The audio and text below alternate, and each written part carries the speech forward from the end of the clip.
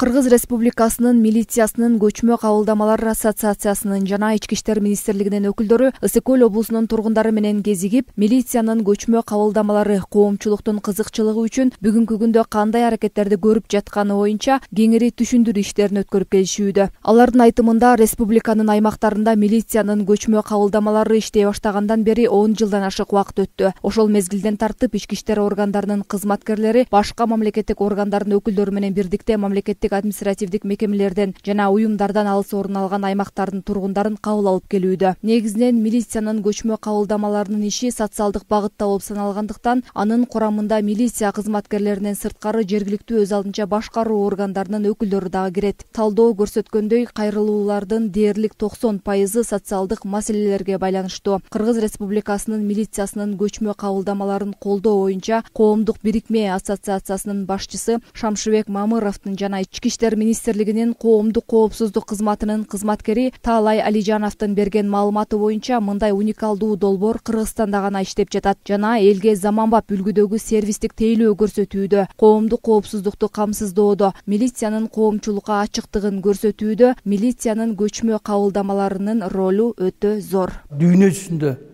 эң уникалдуу бир проект иштеп атат бул милициянын көчмө кабылдамасы деген. Бул дүйнөсүндө жалгыз гана Кыргызстанда болуп атат. Эл милицияга эмес, а милиция элге барып иштеп атат да. Демек ушунун жыйынтыгы менен биз айткыбыз келет, бул проект өзүнүн бир уникалдуулугун көрсөттү. Былтыркы мамлекет жетекчилери эл менен жолукканда аймактык тескерчилерге кандайдыр деңгээлде сын кемчилик болгон жок. Себеби эл менен иштеп элдин көзүнө көрүнүп калдык да.